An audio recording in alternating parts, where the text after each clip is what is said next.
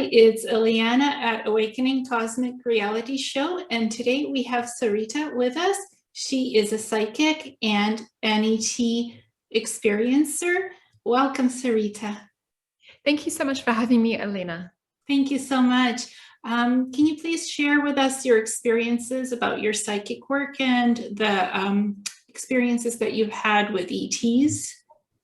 Yeah, so I guess my experiences as far back as I remember, probably the earliest starts around age 4. So I don't really remember anything before 4, but I always remember feeling different and feeling that interconnected web that we have, whether we want to call it collective consciousness, and always feeling like an instinctual telepathic feeling between myself, animals, other people, and had ET experiences from that same age with different groups and different beings appearing in my room. So for me, I guess I thought that that was kind of normal, but I also felt that it was not something that we talk about. So my guides were very protective over me from a young age, saying, you know, this is not something that you go to kindergarten and share, saying that you have had, you know, experiences, things like that. So for me, from my psychic side of things, I'd always wanted a teacher to manifest or appear in front of me, and for me to have, you know, like a Merlin, like a wizard or something, to just be like, and this is how you use your gifts, or this is how, you know, you understand what it is that you do in the world. So for me, I didn't have that until I went to study kinesiology, which is a combination of chiropractics and Chinese medicine. So when I was about 15, I started to get interested in that while I was finishing off high school, and also going for dyslexia for myself, because a lot of us ET experiences ambidextrous, like myself, and dyslexic. It just seems to be something that, I don't know, for some reason we tend to be not so neurotypically wired, and possibly a little bit ADD or ADHD as well. So yeah, I always felt quite different in that way. And for me, seeing colors around people, because I see auras and quite clairvoyant, it's always been another form of a language. So when I see different colors around someone, depending on where that's placed in the aura, it will mean something very different person to person. So I had to kind of catalog and really try and understand, like, what does this color mean here when I'm feeling this? Because it's a multi-sensory experience. It's not just like a flat color. It will have a sensation to it, an emotion, a feeling.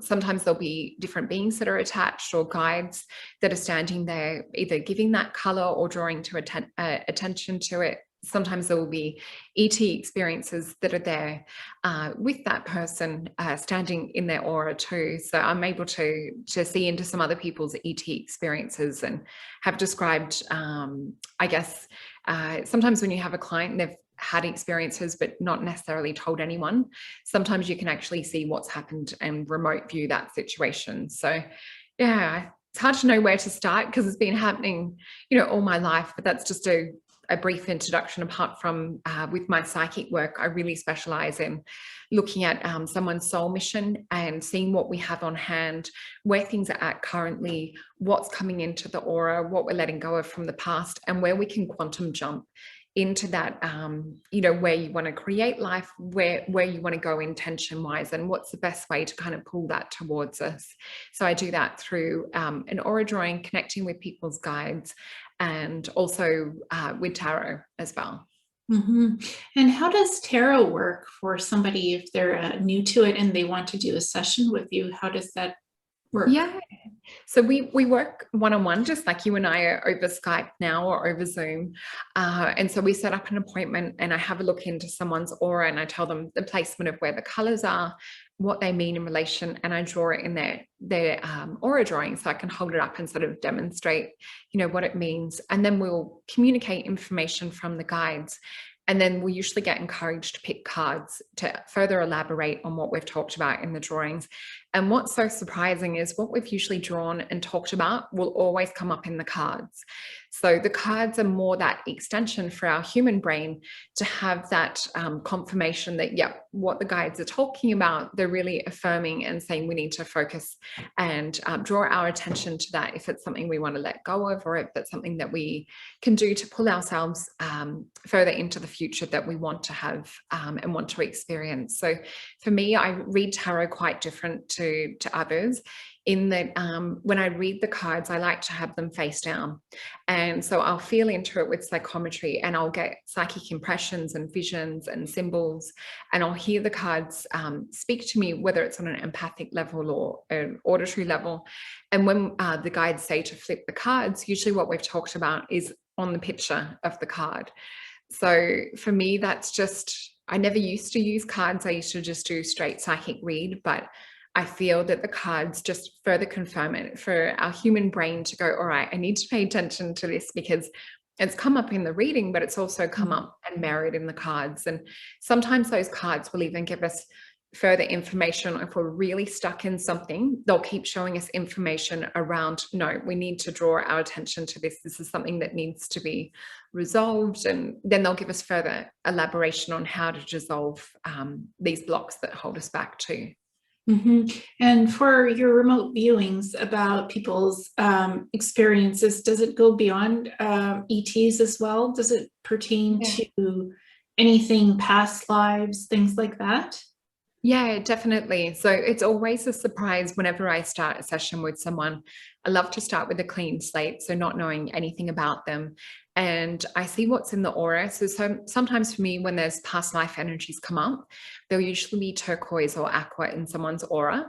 And depending on where that placement is, might mean something totally different. So say if it was around heart chakra, it might represent that there's some past life energies coming up to do with relationships or coming up to do with relation with self. Whereas if it's, you know, kind of around that spiritual area of the aura or the mental side on the left hand, it might mean related to do with bringing information in on a psychic level or to do with communication.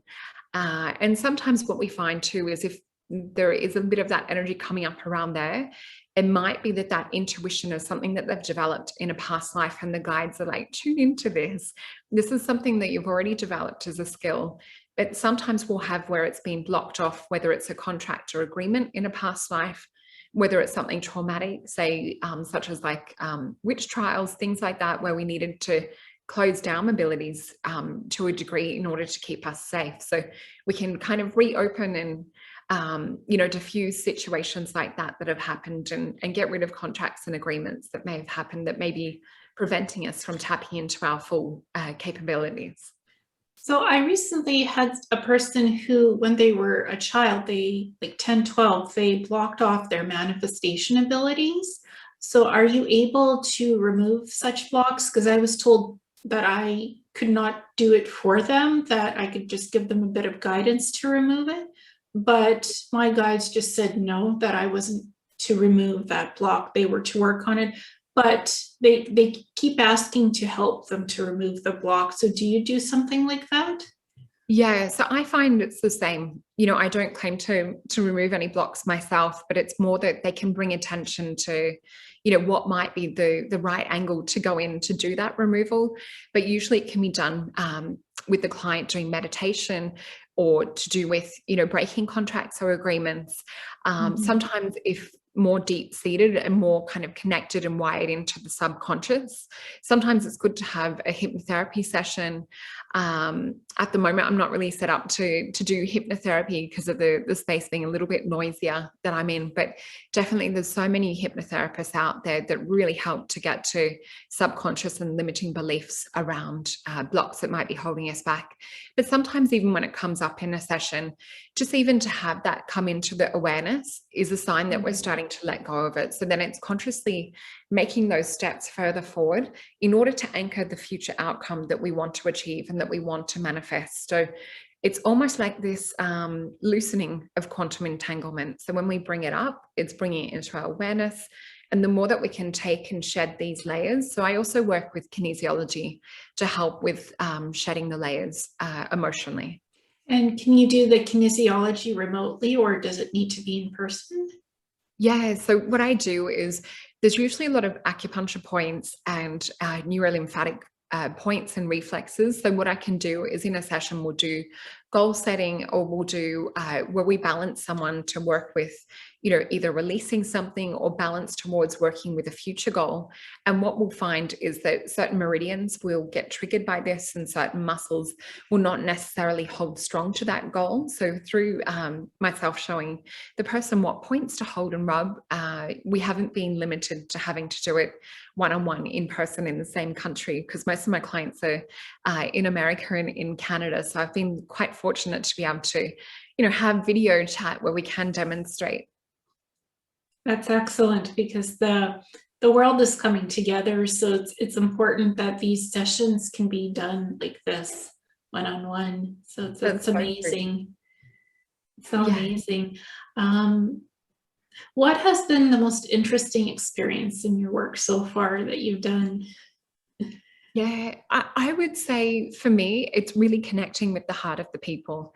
So I guess growing up, always feeling different myself, and having clients that have also experienced and felt that. I'm just seeing my daughter take a photo of me at the corner of my eye. But yeah, I think, you know, connecting with others that are like-minded and have that heart where they want to help humanity, where they feel that their soul is here on earth at this current moment in time, in order to have, you know, that evolutionary jump from, I call it a Visca Pisces. So it's like two interlocking circles, and we're standing right in the middle, stepping, tiptoeing into this new energy that we're starting to anchor, which I call a blue flame ascension energy, which we actually saw physically manifest at Uluru when we did ceremony over the 21st of December. So yeah, I think that's probably what's really just made me feel of service and made me feel of value, but also just, you know, connecting to those like-minded souls. I've also seen some of that beautiful footage that you had where there was a white UFO hovering over houses above. I think that was last year. It was during the daytime, blue sky. So I saw, that's how I met you. Like, I heard your name in that video, and I'm like, wow, she has such a beautiful soul connection. Like, I felt that you have connection to ETs. So I kind of like asked to be friends on Facebook. So can you talk a little bit about that experience where you guys took the video of the UFO? Yeah, so that's going back a couple of years ago. So for anyone that wants to see it, I do have it up on my YouTube channel, which is just under my name. I think one of my favorite experiences was that one that you described, but also an experience that I had in Yosemite in America a couple of years back now. So for sometimes when you feel or sense these UFOs around, it feels almost like an extension of yourself, or it feels like there's a familiar energy that's kind of calling or pulling you outside, or pulling you to take photos or to just even look up. So sometimes when I'm sky watching, I'll find that I'm just chatting to a friend like I am with you now, and then all of a sudden you look up and there's one above your head.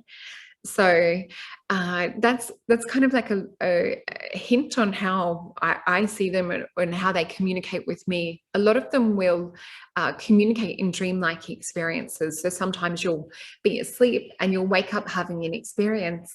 And when you open your eyes, sometimes you're still in that state or experience, and you will actually see the ET standing next to your bed or in the room. So having that happen as a child, and you know, my parents saying, no, it's imagination. Now that I'm an adult and I've met lots of others that have had similar, and also being able to photograph and video it, it's just been that confirmation that I wish that I had as a child. And not only that, to be able to, you know, say to friends and family, you know, this is the stuff I was talking about from a young age, and now I'm actually getting video evidence of it. So I feel lucky that our cameras can pick these things up now. Yes, it was quite clear. Like, it was 15-20 minute video in Australia. And I think I heard that the beings that were there in that craft came to visit you afterwards or something like that, and that you had drawings. Yeah, so quite often I'll have, when I see or have an experience, either before or after, there'll be I usually contact. So that's what I recommend to anyone that does have some kind of experience, to go and meditate after and tune in, because usually there's a reason that they're flying over, whether it's to do upgrade work or to do sort of like ascension work, I guess you would call it. But usually you'll get that feeling that they're there for best and highest good. And to me, I describe it as a feeling of almost like when you see dolphins in the wild and you just get that open-hearted joy and that expanded heart space energy. For me, when the beautiful good ones are around, that's what you feel. So I've been very fortunate that most of my experiences have been quite positive. There's only probably 2 or 3 experiences where I've had something fly over. I'm like, yeah, I feel to go inside. That doesn't feel so positive. So it's always good to disconnect your energy, put up that protection, before doing any kind of sky watching, because it is a lot to do with the energy and intention that you set. And so you're also a beacon of light that attracts these kinds of experiences to you. But they are here to help us to wake up to the more multidimensional version of who we are, because what we've been told that we are and talked about with our limited brain capacity, and that we're wrecking the earth, that we're wrecking the environment, that we're a parasite on the earth, is just not true.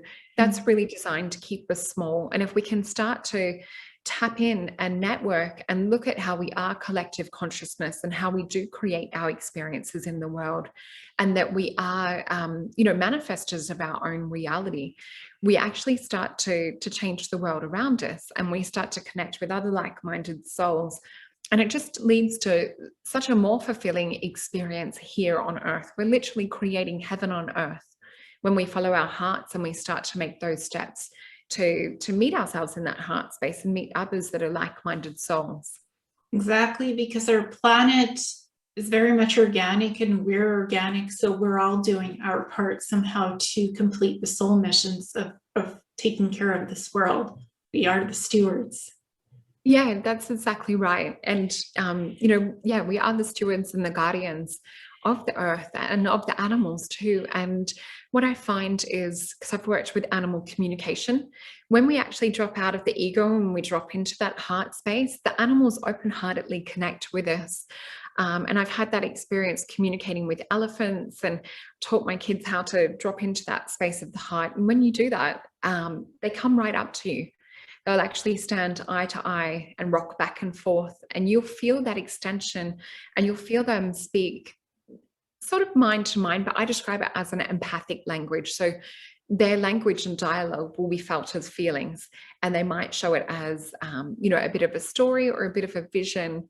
It's really quite incredible when you get that animal interaction. And I think that that's what we've forgotten. I think we've overcomplicated things and we've lost the humanity of who we are. We've got too into the ego and too into, this higher intellect, and we need to come back to the heart, just like we would have, in Lemurian times, and in off-world times too. And I feel that that's why the ETs are here, is for really to remind us of who we are, to remind us of our humanity, and to remind us of our heart, because our heart is also technology. It's not just all about the brain. And I feel that when we step back into this space, this is when we'll start to see and experience them coming more onto the earth. Because I know that's a big question a lot of people have is, why don't we all see them?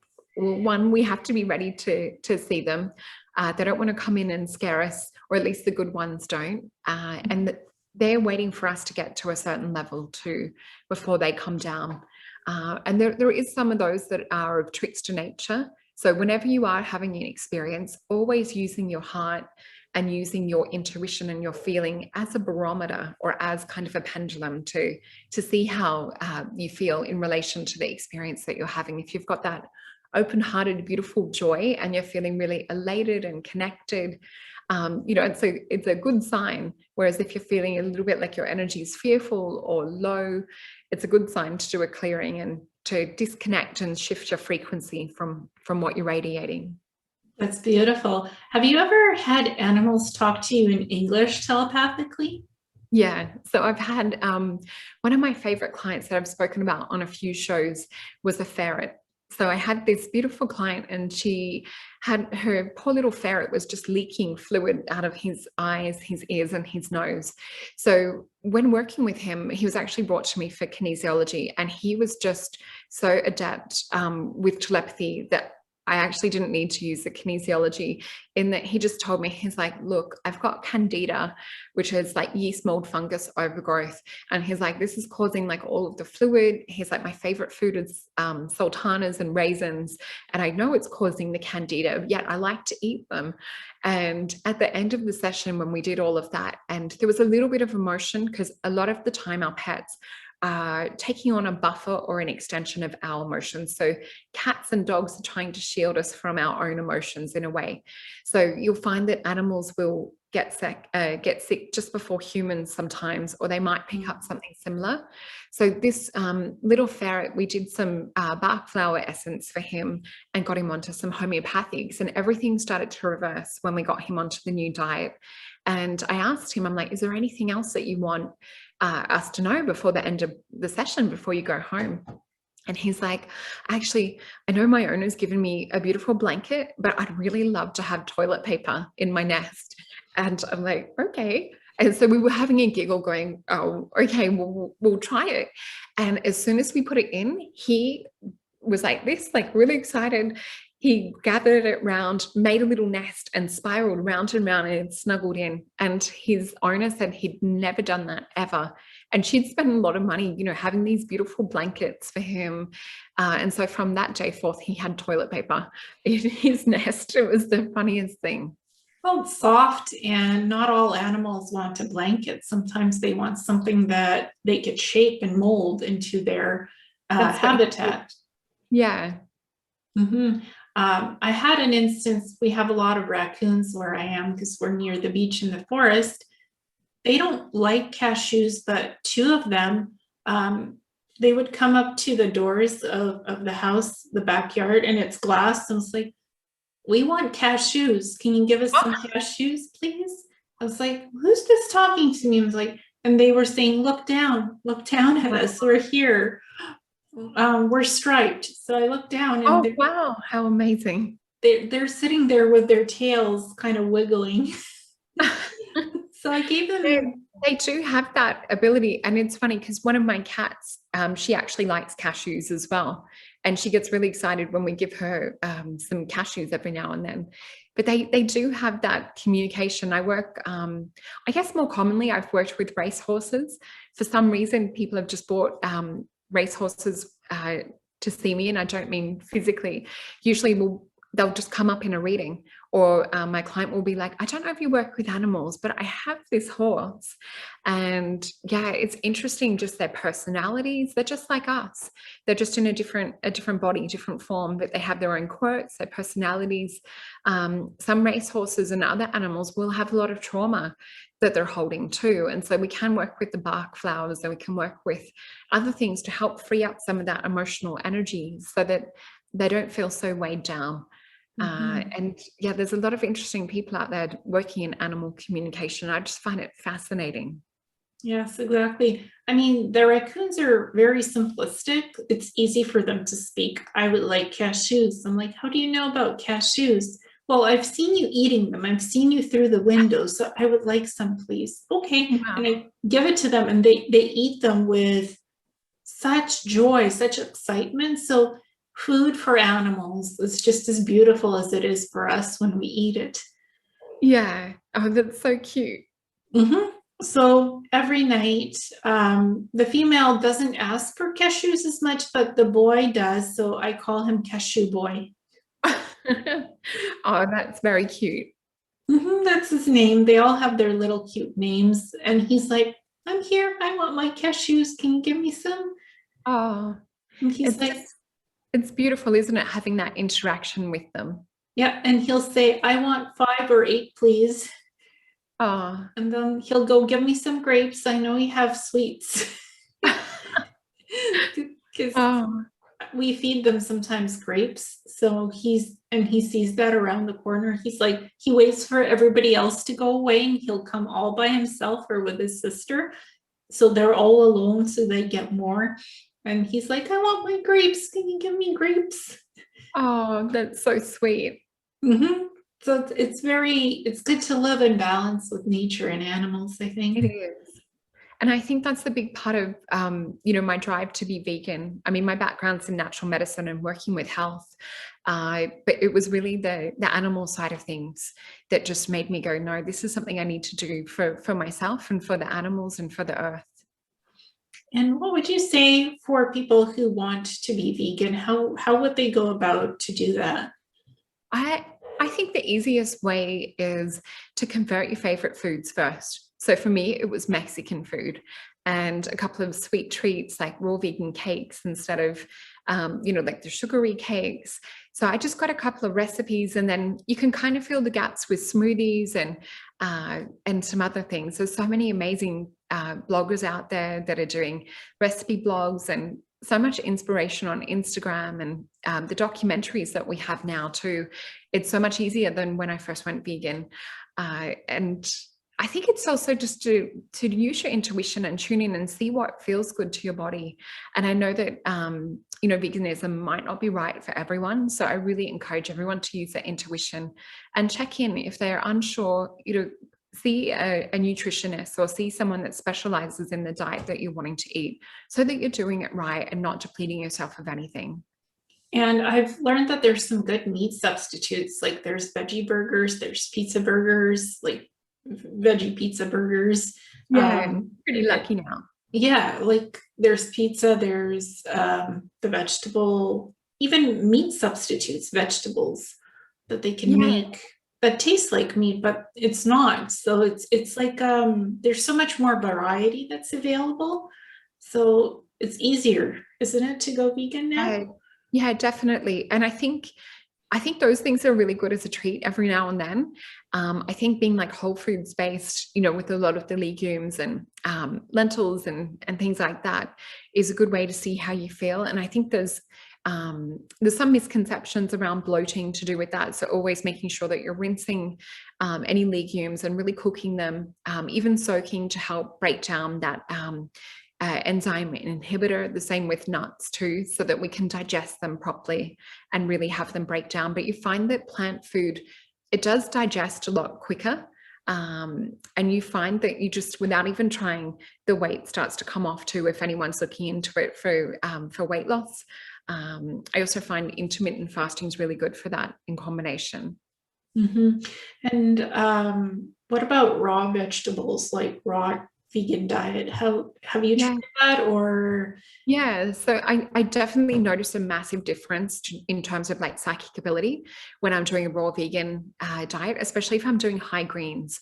Because if we look at within the plant cell walls, we have the chlorophyll, and that's essentially plant blood. So it's that life force energy that comes from the sun, called biophotons, and then we're taking that into our body.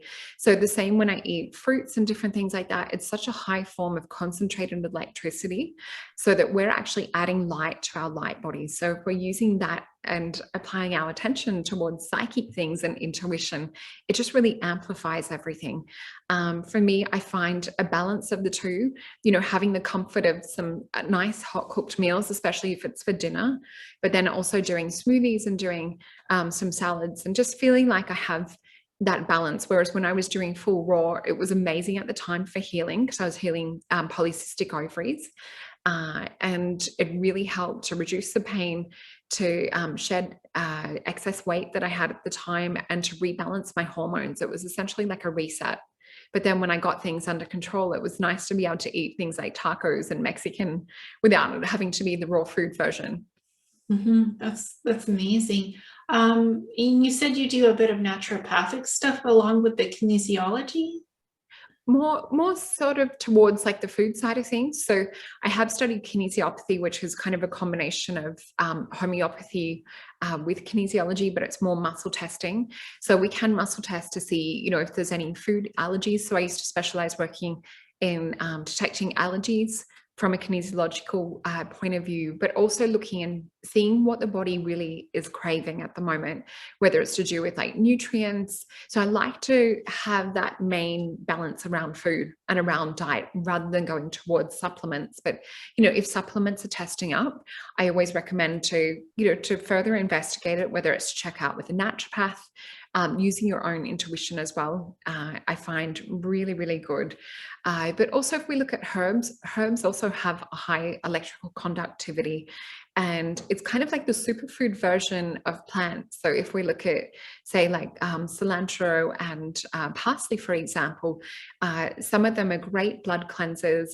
They're amazing for removing heavy metals out of the body, whereas looking at spinach and kale, they're really great for other things, but don't necessarily have that same potency that some of the herbs do. And what about ginger? What can ginger do for a person? Yeah, so ginger is an amazing detoxifier, amazing for, you know, boosting the energy. I think about it as like a little bit of, say, if you're running cold. So in Chinese medicine, if we've got more of a cold temperament or feeling like an internal coldness, you want to give the body warm foods. So ginger, things that are stimulating that metabolism, it's like stoking the fire and giving it that warmth. But it's also great for detoxification, immune boosting. So if there's cold and flu season around, it's great to include that ginger in your diet. But So what would you say is your most interesting experiences with ET contacts? Yeah, so there's a couple that have been in what I would refer to as more kind of like the subconscious realm or dream-like experience, but then waking up with physical markings. So sometimes we have experiences that are perhaps where it appears that we're more in a spirit body, and then sometimes waking up either with clothes on the floor, which has happened to me. You know, sometimes you'll have clothes turned around backwards and you think, well, how did that happen in the middle of the night? So sometimes you'll have what feels more like a spiritual or astral experience, but wake up with physical evidence. So as a I guess adolescence or teen, I used to get these, it looked like a snake bite mark on my hip. And that continued up into probably late 20s and or possibly even like up to mid 30s. I haven't had it for a while now, being 40. But I always felt that was some kind of like hormonal monitoring or hormonal check-in. But as far as like favorite experiences go, it's definitely those ones that leave you with that big, expanded, open-hearted joy. So one of my favorites was waking up to a UFO, smaller size one, next to my bed, and it was a golden shaped craft, and in that craft was a beautiful Pleiadian who had caramel colored skin.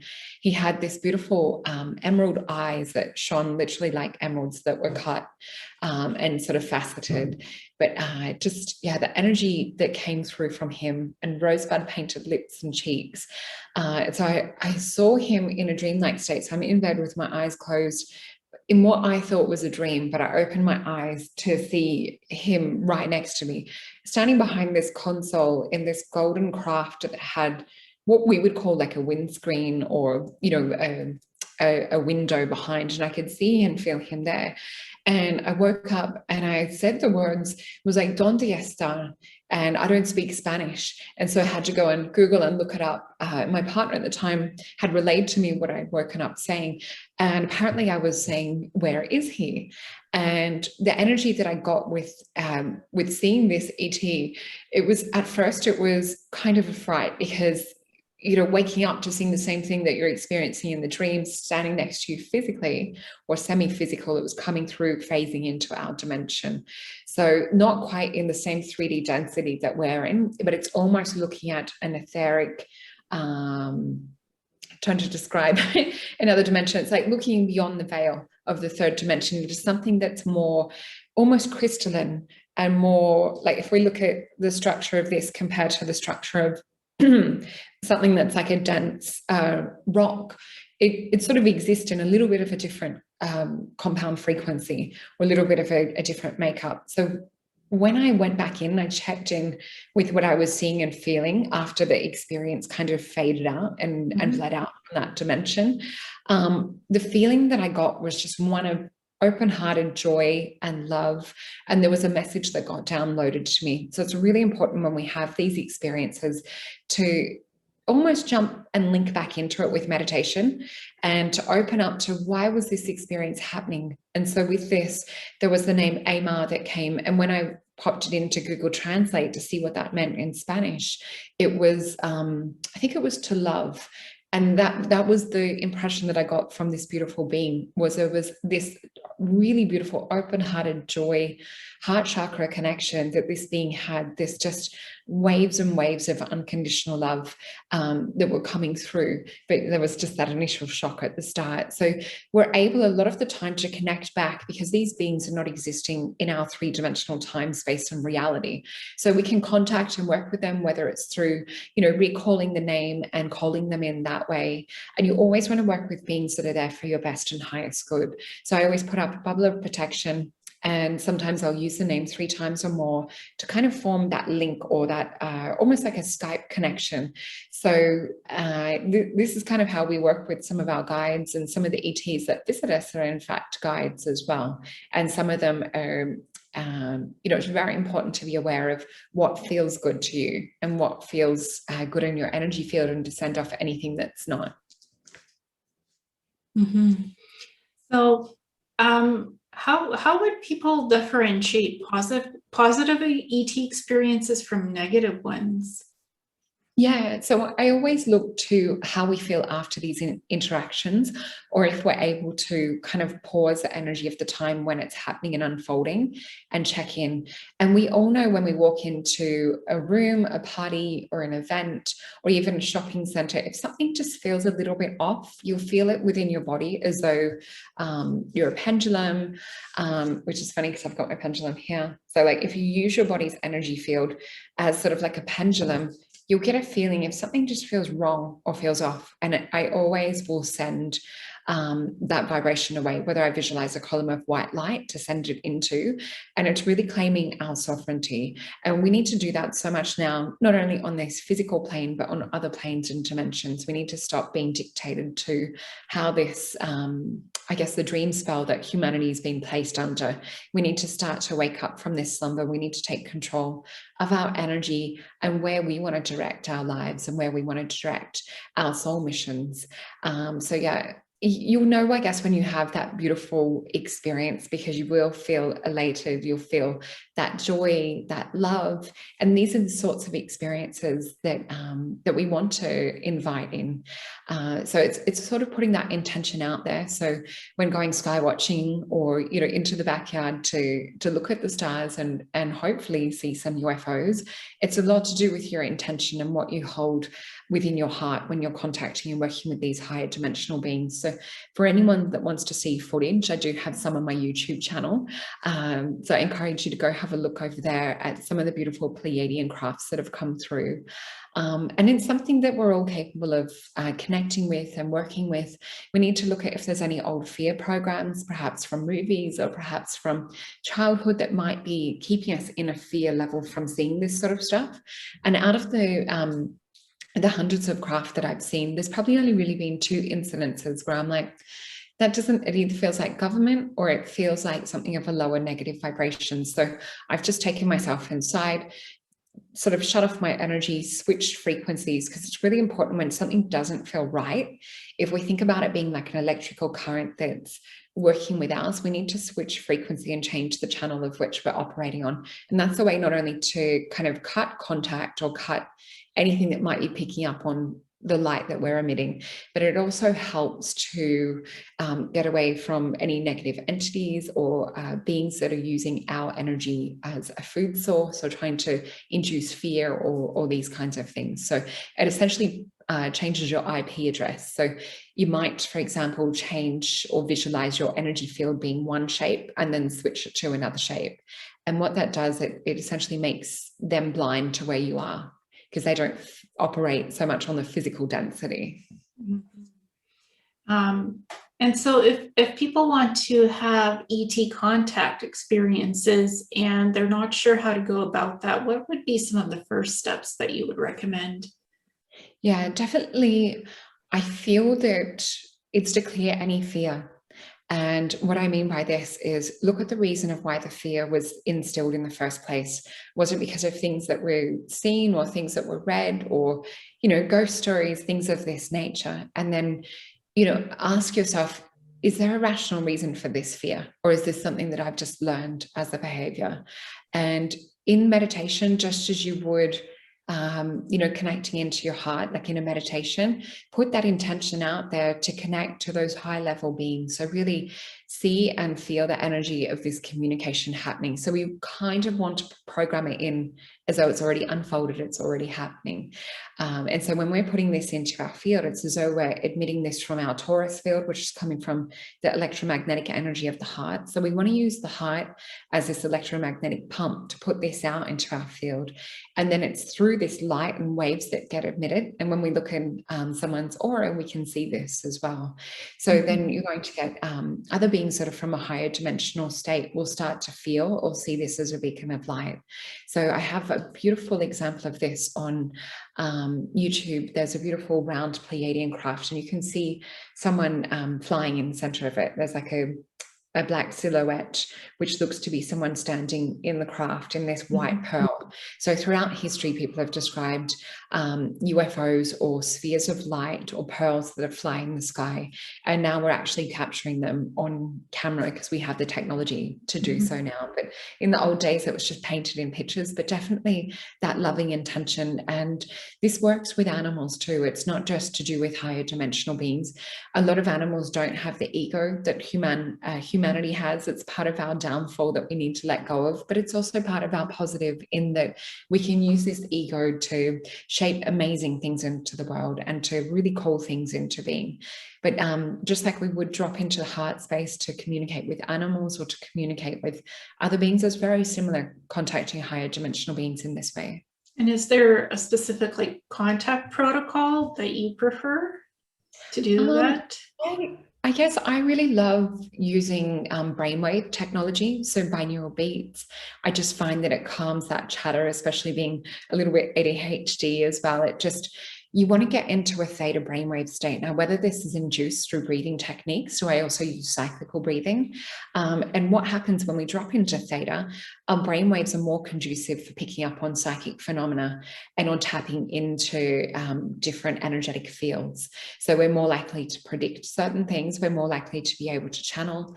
We're more likely to be able to drop that conscious chatter of the mind and step into that place of the heart. So there is other meditations and apps. Stephen Greer has apps and things for meditation and certain pujas that are said in certain prayers. But for me, it really is a matter of breathing, a matter of mindset and feeling good, because we want to feel good. We want to feel in that elated joy, happiness state. And if we're feeling like that, others are going to be attracted, just as if, we walk into a party, if we're kind of like, head down, looking at the ground, not making contact with anyone, not feeling energetically in a good space, we're less likely to have an impact or an influence in a positive manner on the field around us and on the people around us. Whereas if we're in this open-hearted, expansive state, we're more likely to have amazing things gravitate to us. So it kind of works the same when it comes to contact.